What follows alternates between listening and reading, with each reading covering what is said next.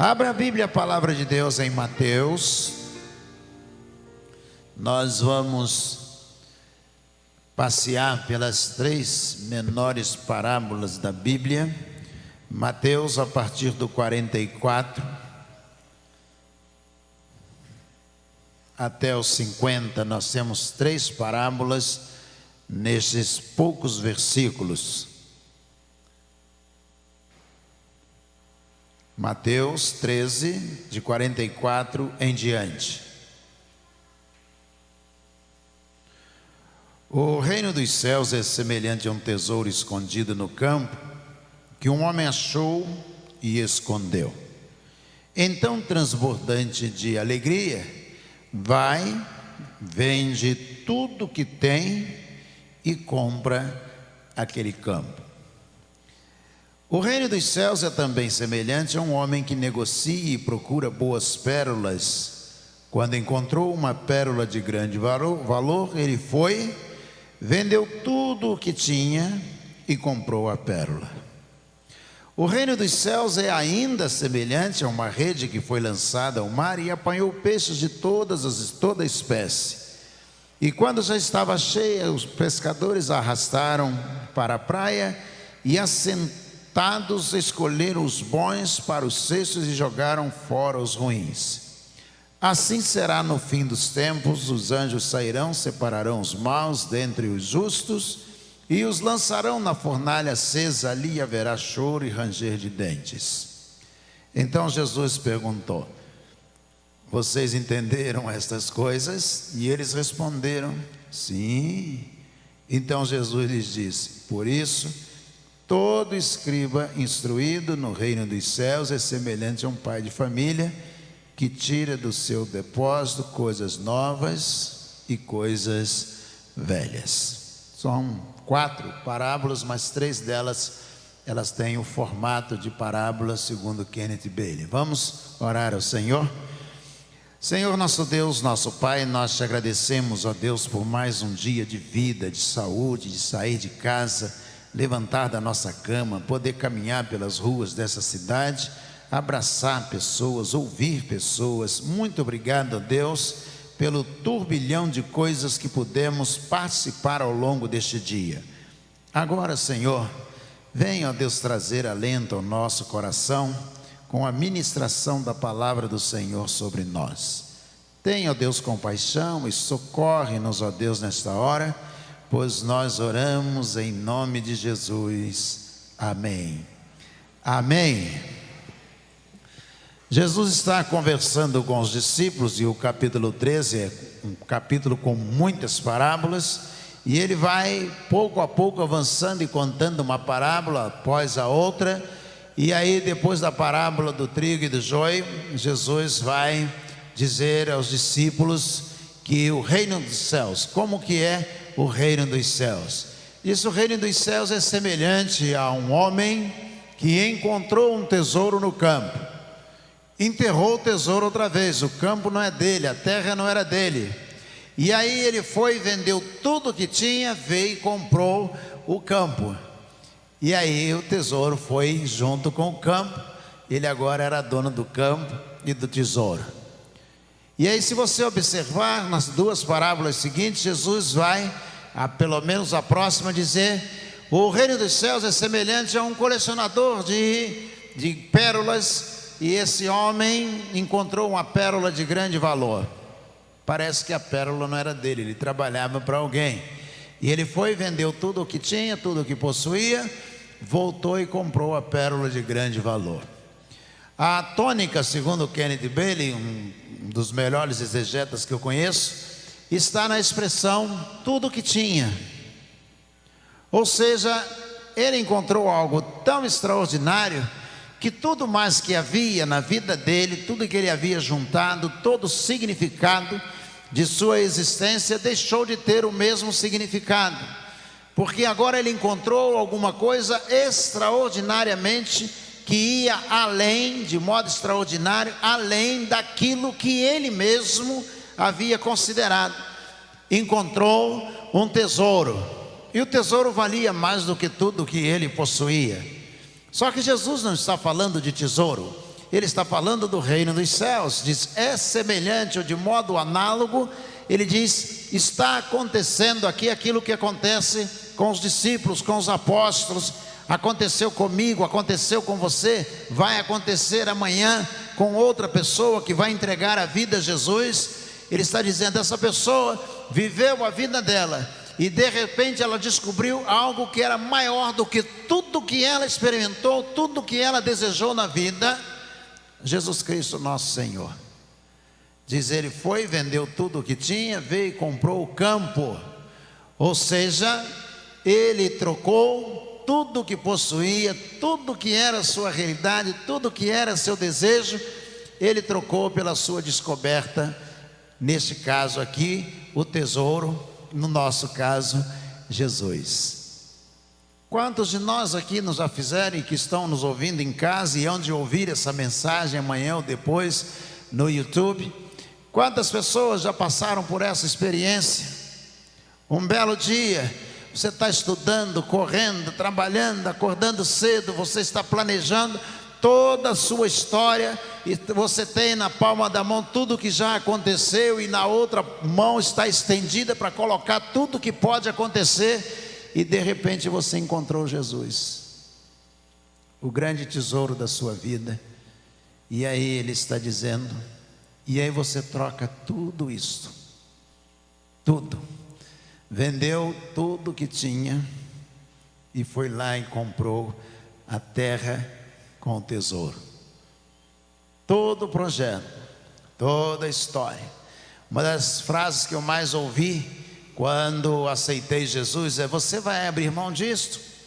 Você vai ficar sem isto? Você vai parar de fazer isto? Nada mais daquilo tinha valor. Jesus era o tesouro que eu havia encontrado. E valia a pena abrir mão de tudo. Você sabe disso, que você fez isso também. Vale a pena abrir mão de tudo, se esforçar, vencer as dificuldades, vencer os obstáculos e trocar tudo que a gente às vezes sonhou na vida, trocar tudo isto para ter Jesus. E aí ele, na parábola seguinte, ele diz, um homem, ele era colecionador de pedras, de pérolas, e ele encontrou uma pérola de grande valor. Parece que ele encontrou, mas não era dele. Ele encontrou, ou fica evidente, segundo Kenneth Bailey, da necessidade da troca. Ele encontrou, mas tem que trocar tudo por aquela pérola que ele encontrou. E há um escritor que nós conhecemos de longe, todos nós conhecemos assim de longe, pelos seus inventos, chamado Blaise Pascal. Blaise Pascal, ao lado de René Descartes, marcaram a história da França como escritores. Aliás, a França emprestou ao mundo escritores extraordinários e empresta até o dia de hoje. Mas a França deu-nos um homem extraordinário chamado Blaise Pascal, nosso irmão em Cristo Jesus. E Blaise Pascal, ele tem uma teoria chamada da necessidade da aposta. Ele era crente em Jesus, jansenista. Ele diz, se eu tenho uma moeda e posso arriscar essa moeda, ainda que eu possa perdê-la, para ganhar 5 outras moedas, normalmente eu arriscaria moeda para ganhar mais moedas do que as que tenho. E ele descreve falando da necessidade da aposta. Se eu tenho uma vida só e eu posso arriscar essa vida para ganhar a vida eterna, por que não eu não arriscaria? A tese de Blaise Pascal é da necessidade da aposta em Cristo Jesus. Por que eu disse que ele é conhecido de todos nós? Pelos seus inventos. Você já viu uma calculadora?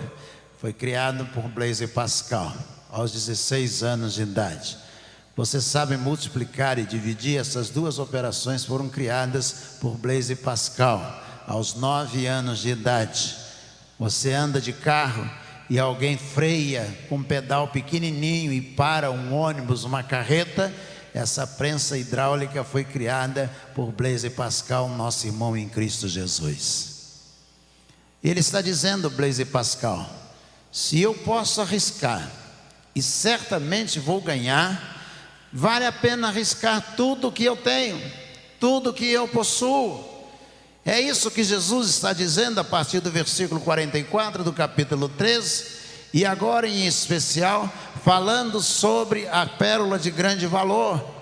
Então esse homem da necessidade de apostar, de investir tudo que ele possuía, tudo que sonhou, inclusive a si mesmo, para ter a pérola de grande valor. E aí ele fala, nessa terceira parábola, ela tem um formato diferente. Diz: quais os pescadores que lançando a rede, puxando a rede, ela vem cheia, eles não separam só os melhores peixes e os peixes ruins, eles jogam fora, eles não são aproveitados. Eu fui chamado para uma pescaria, eu já estava aqui e estava acostumado a pescar quando pastor em Cabo Frio. É uma prática comum dos membros da igreja, saem de barco para o alto mar, uns de lancha, outros de barquinho a motor, outros de barco mesmo, remando, e várias vezes já havia ido. E quando estava aqui, eu em férias lá na região dos lagos, em Cabo Frio, e o Dr. William me chamou para a gente pescar. Fui na lancha dele, e toda vez que jogava, puxava, vinha um voador. Voador é um peixe que não presta para nada, perigoso até colocar a mão nele. E aí fazia força, pegava, jogava de novo, puxava, lá vinha, e tirava o anzol dele com muito cuidado, segurando com uma luva, e jogava ele no mar de novo, porque ele não presta para nada. Daí a pouco vinha outro voador. E aí ele falou: a gente tem que matar essa praga ruim, porque não serve para nada. E ele está voltando. Eu disse: mas não é o mesmo. O outro estava com a boca furada do anzol, e esse aí não. E ele falou: então joga fora de novo esse peixe que não serve para nada. Jesus disse: quando se encontra algo de grande valor, vale a pena investir o tempo, dinheiro e a própria vida. O que é mais bonito de tudo é que Jesus está preparando os discípulos para, no segmento seguinte, dizer a eles: sabem de uma coisa? Vocês sabem de uma coisa? Se você perder a sua vida, perder tudo o que você possui, perder a sua vida por amor de mim, você vai achá-la. Você vai receber uma vida eterna para você viver amanhã, depois da manhã, mês que vem. E quando essa vida aqui findar, você continuará vivendo na eternidade, porque você investiu a sua vida em mim. Mas, a contrário senso, ele diz: mas se você quiser reter a sua vida, você vai poder viver hoje, amanhã, semana que vem, mês que vem, ano que vem, e você vai morrer. E Jesus diz: e você terá perdido a sua vida. Você vai perder porque você não quis vender tudo que tinha, ou seja, pegar toda a sua vida, toda a sua história e colocar à disposição de Jesus. É isso que ele está dizendo, que nós, quando entregamos a ele a nossa vida, ela está guardada. Conta que Sócrates tinha um ajudante, um discípulo chamado Skinner, e Skinner completava ano de vida, um ciclo fechando um ano que nós hoje chamamos de aniversário. E aí ele sempre, Sócrates o visitava, estava junto, e quando chegou o dia do aniversário de Sócrates, ele não algo para dar a Sócrates. E Skinner se aproximou de Sócrates e disse: Sócrates, eu quero te dar um presente, e eu quero te dar a minha vida. Eu quero que minha vida seja sua. Eu quero aprender contigo. Tudo que você fizer, tudo que você quiser, eu vou fazer. Eu quero pertencer a você. eu quero dar a minha vida para você. Então conta Platão, quem relata isso, disse que Sócrates olhou para Skinner e disse: você fez uma grande decisão. Eu te prometo, Skinner, que no dia que eu devolver a sua vida, ela estará melhor do que hoje. Eu prometo isso a você. No dia que você entregou sua vida a Jesus, uma coisa eu posso garantir a você: no dia que Ele te devolver a sua vida de novo na eternidade, ela estará infinitamente melhor do que hoje. Amém?